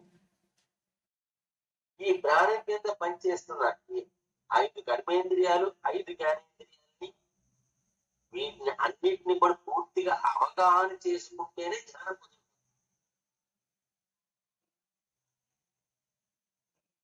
ఏవి అవగాహన చేసుకుంటే చాలా బాగుందండి, పొద్దునే లేచానండి, అబ్బాయి ఎంత ప్రశాంతంగా ఉందండి. ఆ ధ్యానంలో ఎక్కడికో వెళ్ళిపోతున్నారు. ఎక్కడికి వెళ్తున్నారు? ఇక్కడే ఉంటున్నారు. అక్కడికి వెళ్ళాలి. మన ఫీలింగ్ వెళ్ళిపోతున్నామన్న ఫీలింగ్ తప్ప ఇక్కడే ఉంటాడు. అనుకున్న తర్వాత మళ్ళీ ప్రాబ్లమ్స్ వస్తాయి, మళ్ళీ ప్రాబ్లమ్స్ రావు. గంట తర్వాత ధ్యానం చేసిన తర్వాత మళ్ళీ మీరు వస్తున్నారు కదా, వచ్చిన తర్వాత మళ్ళీ చుట్టుముట్టు ప్రాబ్లమ్సే కదా. ఈ ప్రాబ్లమ్స్ కూడా ఆనందంగా చూసే స్థితి కలుగుతున్నదా? ప్రతి ప్రాబ్లం ని కూడా ఆనందంగా స్వీకరించే స్థితి కలిగినప్పుడు అది అసలైన ధ్యానం. అంతవరకు కూడా ఊహ. ఏదో గంట సేపు ధ్యానంలో ఉన్నా బయటకు వచ్చామంటే ప్రాబ్లమ్స్ వస్తాయి. టక్కన ఎవడో వస్తాడు, అప్పులు కూడా వస్తాడు, లేదా టక్కన క్రెడిట్ కార్డు బిల్ వస్తుంది. ధ్యానం లేదు, క్యాడ గుడ్డు లేదు, మొత్తం బట్టి ప్రాబ్లమ్స్.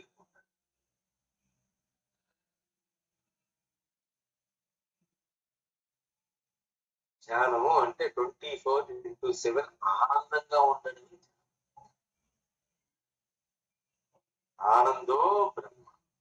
కష్టము, సుఖము, లాభము, నష్టము, కలిమి, లేమి ఏది వచ్చినా సరే స్థిత ప్రజ్ఞత, అన్నింటినీ ఒకేలా స్వీకరించి దేనికి కూడా రియాక్ట్ అవ్వకుండా అన్నింటినీ ఆనందంగా స్వీకరించడమే అసలు సిసలైన ధ్యానము.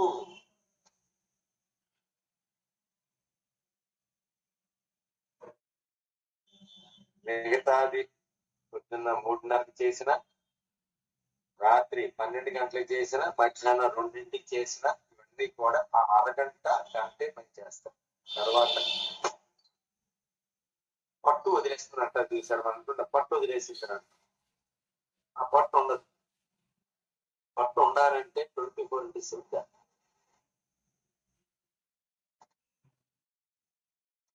అర్థమవుతున్నదా? ఈ జ్ఞానం పొందితే కానీ జ్ఞానం కుదరదు. ఎటువంటి జ్ఞానం అది? పరమాత్మ స్వరూపం ఆత్మగా జీవునికి వస్తే ఆత్మగా ప్రకటితమైంది. ఆత్మ ద్వారా ప్రాణం అనేది, ఆత్మ యొక్క ప్రతిరూపంగా ప్రాణం అనేది వచ్చింది జీవుడికి. ఆ ప్రాణం అనేది మనస్సు ద్వారా జీవునిలో ప్రవేశిస్తున్నది.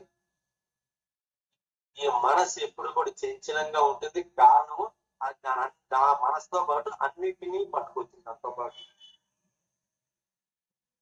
ఎందుకంటే చిప్పు పాతవన్నీ పట్టుకొచ్చింది, అందుకు చంచలంగా ఉంటుంది. లేకపోతే చంచలంగా ఉండాల్సిన అవసరం లేదు మనసు. ఆ తర్వాత ఈ ప్రాణం అనేది శరీరం అంతా 5 వాయువుల రూపంలో వ్యాపించి ఉంటుంది. ప్రాణవాయువు, అపాన వాయువు, వీటి మధ్యన సమాన వాయువు ఉంటుంది. తర్వాత నాడులో ఎన్నో కొన్ని లక్షల కోట్ల నాడులు ఉన్నాయి, impulses, brain to every organ. దాంట్లో ఉన్న వాయువుని జ్ఞానవాయువు అంటారు.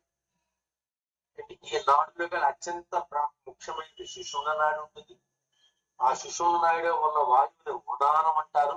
ఉదానం అంటే హైడ్రోజన్, ఉదానం అంటే పైకి లేదు. హైడ్రోజన్ చాలా తేలికైన గ్యాస్, మీరు విన్నారు కదా. హైడ్రోజన్ బెలూన్ నింపితే బెలూన్ పైకి వెళ్తుంది. కార్బన్ డైఆక్సైడ్ అత్యంత బరువైన వాయువు. మన ఇక్కడ ప్రొఫెసర్ కూడా ఉన్నాడు. కార్బన్ డైఆక్సైడ్ బరువైన వాయువు కిందకి వెళ్తుంది. హైడ్రోజన్ అన్నిటికంటే తేలికైన వాయువు. అందుకోసం బుడగల్లో హైడ్రోజన్ నింపితే ఆ బుడగ కూడా పైకి వెళ్తుంది. నాకు తెలిసిన విషయం కదా. హైడ్రోజన్ నింపుతారు బుడగ అని పైకి వెళ్తుంది. అన్నిటికంటే తేలికైన ఉదాహరణ పైకి లేదు. ప్లస్ ఉదాహరణ అంటే మండే. ఉదాహరణ అంటే పైకి తీసుకెళ్ళిపోయేది ఎప్పుడు పైకి వెళ్తుంది. కిందకి ప్రయత్నించే, కిందకు వచ్చే హైడ్రోజన్ కిందకు వచ్చే సమస్య లేదు. హైడ్రోజన్ ఎప్పుడు పైకి వెళ్తుంది.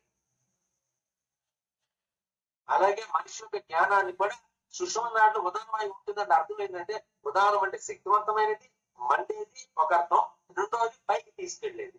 అందుకోసం సుషుమ్న నాడి ఉదాహరణ. అది పైకి తీసుకెళ్తుంది. పైకి తీసుకెళ్లి పైకి తీసే మధ్యలో ఎన్నో చక్రాలు ఉంటాయి. ఆ షట్ చక్రాలు ఇప్పుడు 7 చక్రాలు అంటున్నారు. అసలు యాక్చువల్ పూలు చెప్పింది 6 చక్రాలు, షట్ చక్రాలు అని అంటారు. సప్త చక్రాలు అంటారు. షట్ చక్రాలు దీన్ని కూడా చక్రం కింద కన్సిడర్ చేస్తున్నారు శాస్త్రానికి కూడా. 6 చక్రాలకి ఎప్పుడైతే ఉదాహరణ వాయువు పైకి నిర్ణయించిందో, అన్నిటి నుంచి కూడా శక్తివంతం చేసిందో, అన్ని చక్రాన్ని శక్తివంతం చేసిందో, ఈ సహస్రారం అనేది ఆటోమేటిక్ గా ఇచ్చింది.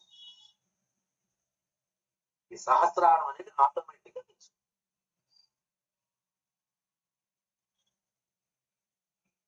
ఇది ధ్యాన ప్రక్రియ. ఇది ధ్యానం. ఈ సహస్రం ఇచ్చుకోవడమే ధ్యానం. ఎలా ఇచ్చుకుంటుందంటే ఇవన్నీ తెలుసుకుంటే ఇచ్చుకుంటుంది. అందుకోసం జ్ఞానంతో ధ్యానం.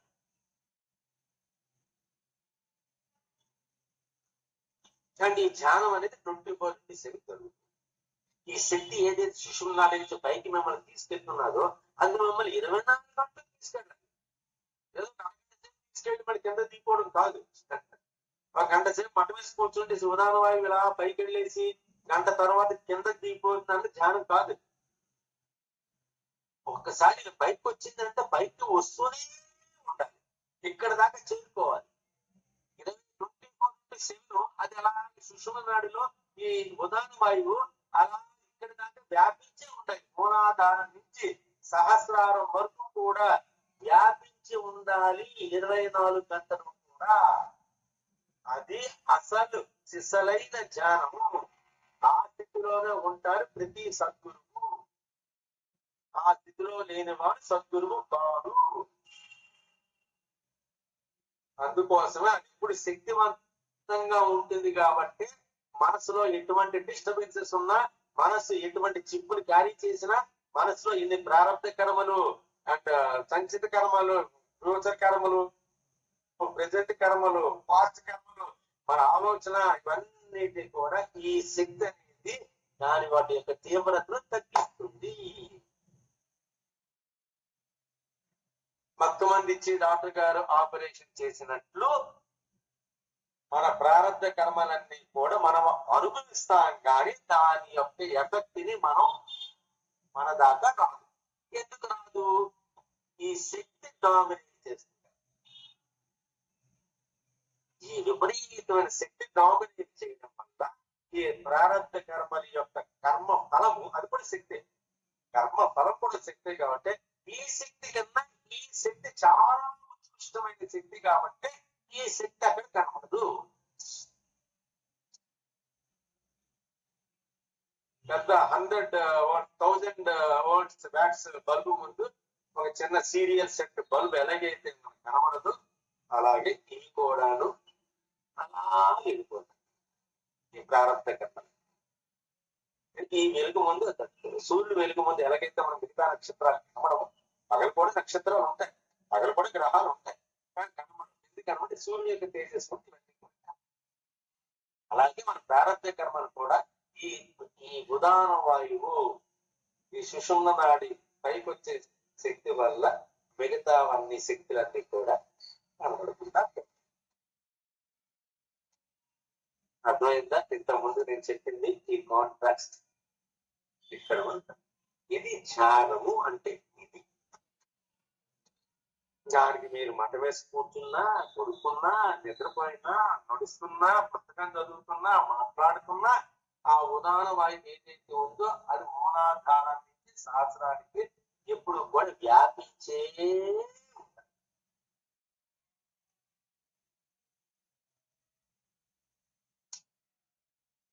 అప్పుడు వాడు ఏ పని చేస్తున్నా, ఏం చేస్తున్నా, బయట శక్తులు ఏమన్నా సరే వాడు పని చేయవు.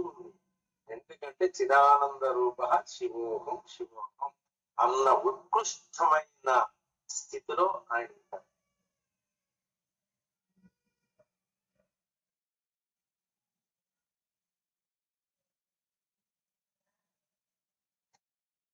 ఇప్పటి వరకు అర్థమైంది కదండి.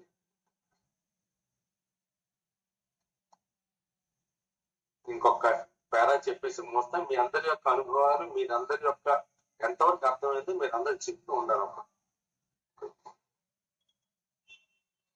సో ఆత్మకు నీడలా ప్రాణం ఉంటుంది కాబట్టి ఆ ప్రాణ విభూతే ఆత్మ విభూతి, అదే పరమాత్మ విభూతి. ప్రాణం పోతే సవన. ఇక ఈ ప్రపంచానికి సంబంధించి సూర్యుడు ప్రాణము, భూమి సూర్యుడి ప్రాణము, భూమి అపానవాయువు. సూర్యుడు ప్రాణవాయువు, భూమి అపానవాయువు. ఈ రెండింటి మధ్యన ఉన్న ఆకాశము సమాన వాయువు. భూమిని ఆక్రమించి ఉన్న వాయువే, భూమి చుట్టూ ఉన్న వాయువే జ్ఞానం. అండ్ భూమితో ఉన్న శక్తి అగ్ని, అది ఉదాహరణ. ఈ రకంగా మనకి చుట్టూ ఉన్న నేచర్ కంపేర్, మన శరీరానికంటే నేను చెప్పాను మన చుట్టూ ఉన్న నేచర్ సంబంధించి సూర్యుడి ప్రాణవాయువు, భూమి అనేది అపానవాయువు. ఈ రెండింటి మధ్యన ఉన్న ఆకాశం అనే సమాన వాయువు. భూమిని ఆక్రమించి ఉన్న చుట్టూ ఉన్న వాయువే జ్ఞానవాయువు. అండ్ లోపల ఉన్న శక్తి, భూమి లోపల ఉన్న శక్తి ఏదైతే ఉందో దాని నుంచి ఇక్కడ చెట్లు, చేమలు అన్ని బయటకు వస్తున్న ఖనిజాలు, గిరిజాలు అన్ని భూమి నుంచే కదా వస్తుంది. ఆ శక్తి అనేది అగ్ని, అదే ఉదాహరణ. నేచర్ ని కూడా మనం అనగా చేసుకోవచ్చు, భావించవచ్చు. ఇప్పుడు ఎంతవరకు అర్థమైంది, ఎంతవరకు అర్థం కాలేదు, ఒక్కొక్కరు కూడా అందరికీ కూడా కేవలం 30 సెకండ్స్ ఇస్తాను. 30 సెకండ్స్ లో సింపుల్ గా తనకు అర్థమైంది చెప్పాలి. సింపుల్ గా సూక్ష్మంగా ఎప్పుడో గ్రహించింది మీరు కేవలం 30 సెకండ్స్ లో చెప్పండి. స్టాప్. నేను మధ్యలో బ్రేక్ వచ్చేస్తాను, నాకు మరొకరికి ఇవ్వండి అవకాశం. వరమరాజు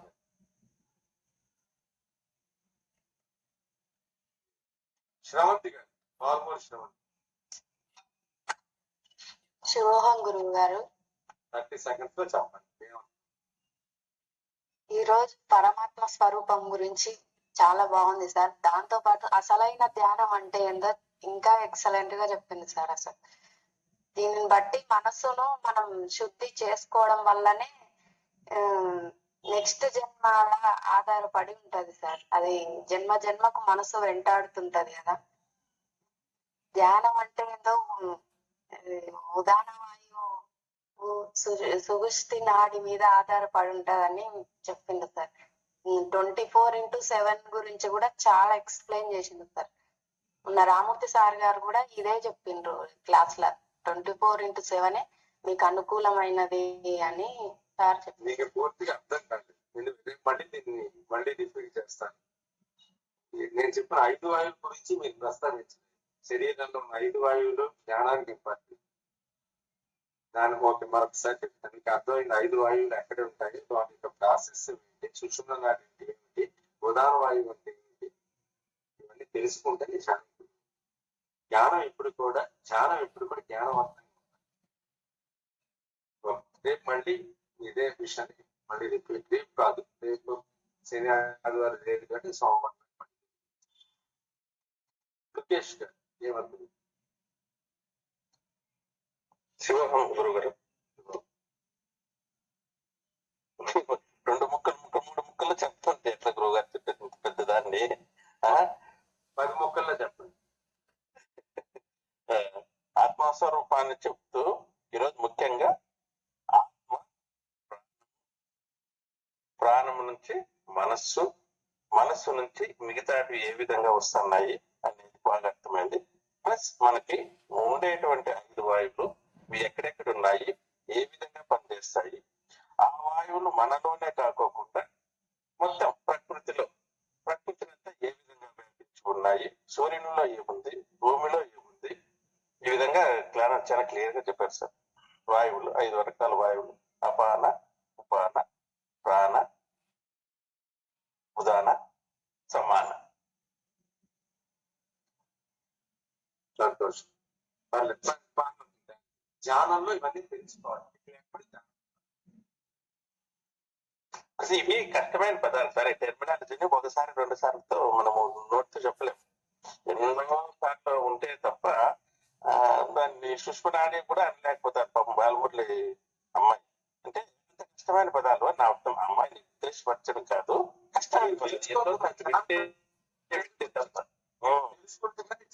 కరెక్ట్ సార్, మీరు చెప్పేది కరెక్టే. వాటిని మనం మననం చేస్తే తప్ప కాదు. 1 or 2 times లో క్లాస్ లో వాటిని మనం అండర్స్టాండ్ చేసుకున్నాం. అందుకోసం ప్రతిరోజు నైవేద్యం ఇవేగా చెప్తున్నారండి. ప్రణాయ స్వాహ, అపానాయ స్వాహ, యానాయ స్వాహ, ఉదానాయ స్వాహ, సమానాయ స్వాహ.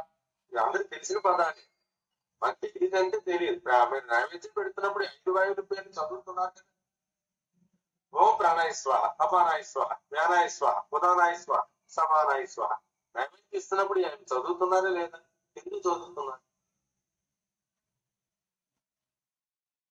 ఇప్పుడు అర్థమైందా? ఇది మనం నైవేద్యం పెడుతున్నప్పుడు ఈ 5 వాయువుల పేర్లు ఎందుకు వచ్చాయో అమ్మా ఇప్పుడు అర్థమైందమ్మా. బాబుమూరి గారు, శ్రవంతి గారు సింపుల్ చేస్తాను. నేను ఇప్పుడు నైవేద్యం పెడుతున్నప్పుడు మీరు నైవేద్యం పెడుతుంటారు కదా భగవంతుడికి, చెప్పండి అమ్మా.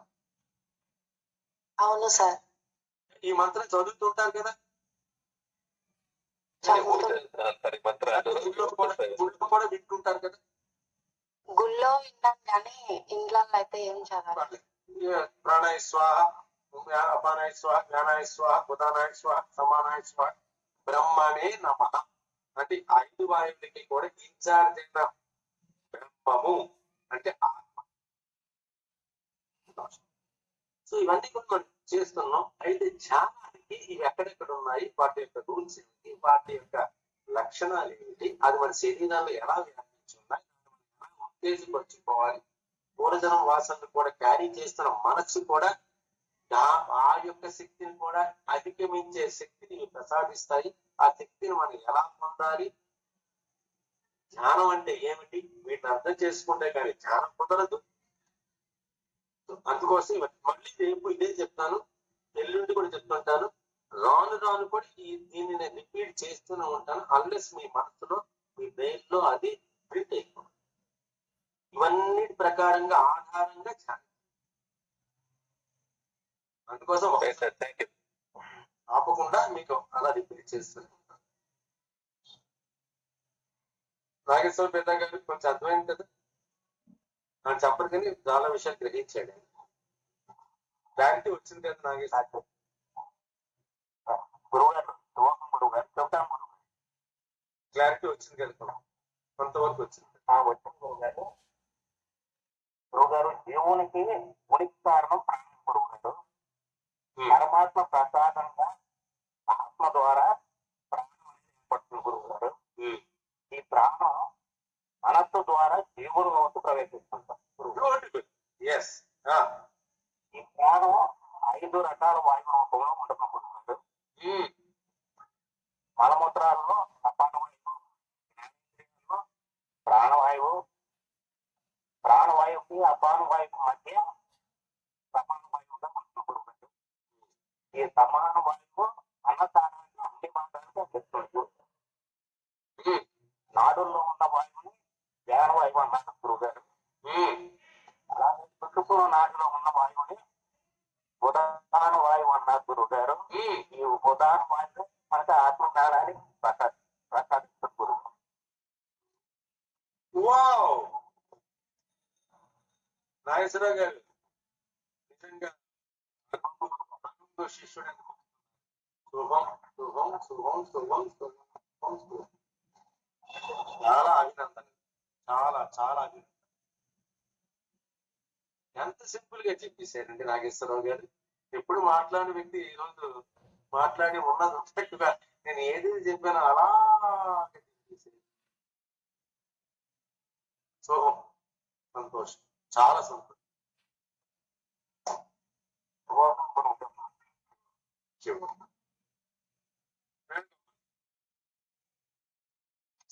శివకుమార్ గారు, పరమాత్మ స్వరూపాన్ని ఈరోజు చక్కగా వివరించబడింది గురుగారు. పరమాత్మ తత్వంలో ఆత్మతత్వం ఏర్పడుతుంది సార్ గురుగారు. అక్కడేంటి ఆత్మతత్వం అంటే నో అటాచ్మెంట్, ఓన్లీ డిటాచ్మెంట్ గురుగారు. ఆత్మ ఇదిగా శరీరానికి అధిపతిగా ప్రాణం ఉంటుంది గురుగారు. మనిషికి శరీరం ఉనికికి, ఆత్మకు ఉనికికి ప్రాణ రూపంలో ఆత్మ వస్తుంది గురుగారు. మనసు ద్వారా శరీరంలోకి ప్రవేశిస్తుంది గారు. శరీరంలో ప్రాణం 5 రకాల వాయువుగా ఉంటుంది గురుగారు. మలమూత్రాల్లో అపాన వాయువుగా, జ్ఞానేంద్రియాల్లో ప్రాణవాయువుగా, ప్రాణ అపాన వాయువుల మధ్యలో సమాన వాయువుగా, అది అన్ని భాగాల్లో అన్నసారాన్ని, శక్తిని ఏటీపీ ద్వారంగా అందించే సమాన వాయువుగా, అపాన వాయువు చైతన్యాన్ని పొంది వాటి నుండి మిగతా అన్ని అవయవాలు పనిచేస్తాయి గురుగారు. ఆ తర్వాత 4వది ఈ నాడులు, ఇంపల్స్, శరీరానికి మధ్యలో ఉండే దాన్ని వ్యానవాయువు అంటారు గురుగారు. లాస్ట్ది నాడుల్లో సుషుమ్న నాడుల్లో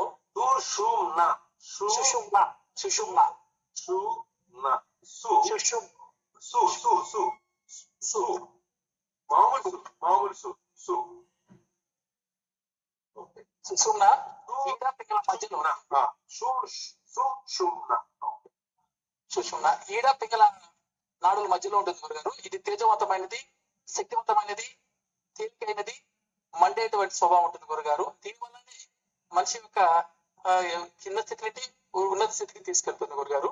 సహస్రానం వరకు, మూలాధారాన్ని సహస్రానం వరకు తీసుకెళ్తుంది గురుగారు. ఈ స్థితిలో ఉండే వాళ్ళు స్థిత ప్రజ్ఞత ఏర్పడుతుంది గురుగారు.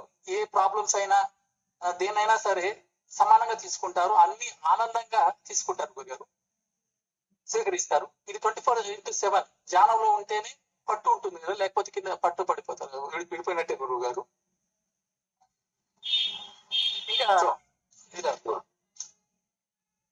అంటే ప్రారంభ కర్మలు కూడా దీని ద్వారా మనము మనసు ద్వారానే శరీరంలోకి వస్తుంటాయి గురువు. వీటిని కూడా మనము విపరీత శక్తి డామినేట్ చేస్తుంది గురువు గారు.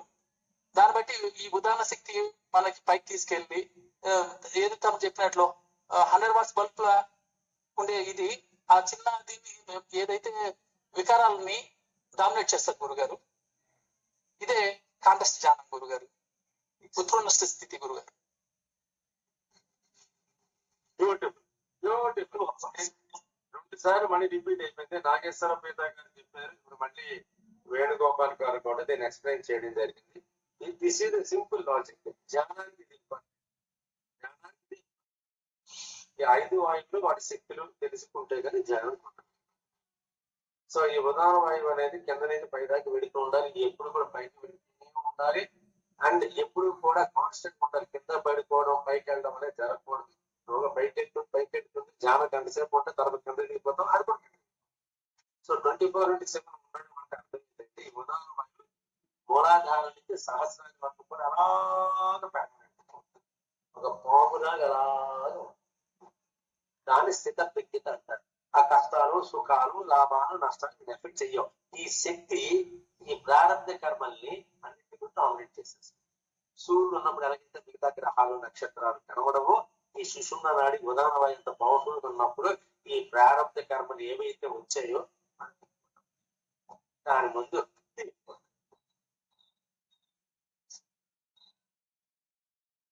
సంతోషం.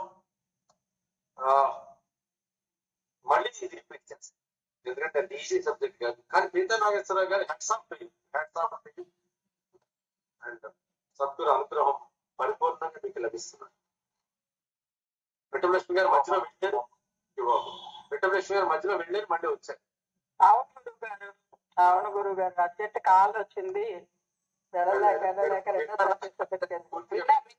అర్థమైంది గురువు గారు, అర్థమైంది, చాలా వరకు అర్థమైంది. లాస్ట్ ఒక 5 minutes మీరు ఎటో విశ్లేషణ పెడతారు కాబట్టి గ్రహించారు. పాపం నాగేశ్వరరావు గారు చాలా బాగా చెప్పారు. అండ్ మన వేణుగోపాల్ గారు రెండోసారి కూడా దాన్ని ఎక్స్ప్లెయిన్ చేశారు మళ్ళీ. సో నేను కూడా దీన్ని రిపీట్ చేస్తూ ఉంటాను. ఎందుకంటే ధ్యానం అంతా కూడా ఈ శ్లోకం మీద ఆధారపడి. అవును అవును గురువు గారు.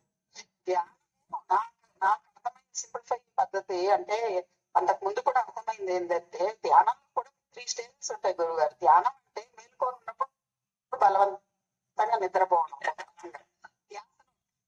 సో స్వప్నావస్థలో ఉన్న వాళ్ళకి ఏదైతే మీరు చెప్పారో మన సంస్కారాలకు అనుగుణంగా నిద్రపోయేటప్పుడు స్వప్నంలో వచ్చినట్టే అక్కడ కూడా వస్తూ ఉంటాయి. దాన్ని దాటి ముందుకెళ్ళాలి, అప్పుడు వస్తుంది అని అంటే గాఢ నిద్ర. మేల్కొన్నప్పుడు బలవంతంగా స్పృహలో ఉంటూ గాఢ నిద్రపోవడం. సో అది నాకు మొదటి నుంచి ధ్యానం మీద మాత్రం చాలా బాగా కొద్దిగా అవగాహన ఉంది గురువు గారు. అది నేనే నిద్రపోతున్నాము, మేలుకొని ఉన్నప్పుడు మనస్సుని నిద్రపోతున్నాము. అదేదో మీరు అన్నట్టు అన్నింటినీ మళ్ళీ ఏం చేస్తారు, చాలా మంది ఏం చేస్తారు, నాలుగు ఉండాలి, మన కళ్ళెదిట ఏం జరుగుతున్నా గమ్ముగా ఉండాలి, ఇది నాది కాదని అనుకోవాలి. కాదు, మీరు అద్భుతంగా చేస్తారు, ఆనందంగా స్వీకరించాలి. అప్పుడు మనసు ఎల్లప్పుడూ ధ్యానంలో ఉన్నట్టే కదా. ఏదొచ్చినా ఆనందంగా స్వీకరించగలిగితే మనసు ఉత్తమమైన స్థితిలో ఉన్నతంగా ఉన్నట్టే, ఆ ఉద్దాన స్థితిలో ఉన్నట్టే.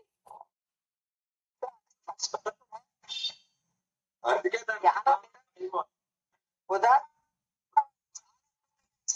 గురువు గారు, దాన్ని ఎల్లవేళ మనం కనుక రియలైజ్ చేయగలిగితే, అనుభూతి చెందగలిగితే 24 hours మనం ఉదాహరణ స్థితిలోనే ఉంటాం జారకుండా. అది కూడా నాకు చాలా బాగా అర్థమైంది గురువు గారు ఈ రోజు. అంటే దానికి ప్రాక్టికల్ నాలెడ్జ్ లేదు, బట్ ఆ విషయం ధ్యానం గురించి కొద్దిగా క్లారిటీ ఉండింది. ఈ రోజు అది నాకు చాలా అద్భుతంగా క్లియర్ అయింది. ఉద్దీపన అంటుంటే ఎక్కువ పదం వాడుతుంటాం. ఉద్దీపన అంటే ప్రాణవాయువు, అపనవాయువు, వ్యానవాయువు, సమాన వాయువు, ఉదాహరణ వాయువు. అందుకని ఉదాహరణ వాయువు సుషుమ్నాలో ఉంటుంది, పైకి ఉంటుంది. దాని పైకి ఎలాగ వెళుతూనే ఉంటాయి. ఇక్కడి నుంచి మూలాధారం నుంచి సహస్రం. అది యాక్చువల్ గా యోగులు ఉండే స్థితి, అది అసలైన పోతే గంట సేపు ధ్యానంలో ఉంటా పైకి వెళ్తే మన కింద పడిపోతుంది. దాన్ని మనం ఏంటంటే రియల్ లైఫ్ లో కూడా కంపేర్ చేసుకుంటే దాన్ని అనుభవిస్తూ ఆ స్థితిని దిగకుండా అప్పుడు ఏమి మన బాధించు సుఖాలు కడిగి ప్రారంభ కర్మలు సూర్యుని ముందు మిగతా దానికి మీరు నేర్పించిన అద్భుతమైన ఉపాయం ఏదైనా వచ్చి మనసుని తాకుతున్నప్పుడు చిదానంద రూపం శివోహం శివోహం ఆ హైడ్రోజన్ అద్భుతంగా మన పైకి వెళ్ళిపోతుంది, మన స్థితిని మనకి ఎరుకపరిచేస్తుంది. నాకు మీ దగ్గర ఫస్ట్ అద్భుతమైన మంత్రం వస్తాయి, ఇవన్నీ ఆటగదరా శివ అన్నట్టు. సో మనం గమనిస్తూ మన స్థితిలో ఉండడం చిదానంద రూపం శివోహం 3 సార్లు అనుకున్నాం అనుకోండి, ఆలోచన పారిపోతుంది. చాలా ఇంపార్టెంట్ మంత్రం అమ్మ. అందరికి కూడా ఈ మంత్రాన్ని ఏదైతే నేను చెప్పాను, మంత్రం అనక్కలేదు, ఇది పెద్ద దివ్యమైన వాక్, మహావాక్. దీన్ని ఇంకా మీరు జీవితంలో వదలకూడదు. అంత గొప్పమైన నేనైతే నాకు పునర్నామకరణం అనుకుంటా గురువు గారు. మీరు గురువులు ఎప్పుడూ కూడా మీరు ఫస్ట్ అందించేటప్పటికి నేనైతే నాకు అసలైన నామం పెట్టారు మీరనే భావిస్తాను. నా నామం సింహం ఇది, అలాగే భావన చేస్తాను, దాన్ని గుర్తు తెచ్చుకుంటూ ఉంటాను. పేరు మార్చేశారు, నువ్వు లక్ష్మి కాదు, రా వెనక్కి శివోహం అనుకో, అది నీ కొత్త పేరు అనుకున్నప్పుడు ఆనందం ఉంటుంది. అందుకోసం మన గ్రూప్ లో కూడా నమస్కారాలు ఇవన్నీ మనకు అక్కర్లేదు. గురువు గారు శివం, మన అందరు ఆత్మస్వరూపులమే. ఆ స్థితిలో సంతోషం. అందరు కూడా ఒక్కసారి మైక్ లాంచ్ చేసి శివోహం శివోహం అనండి.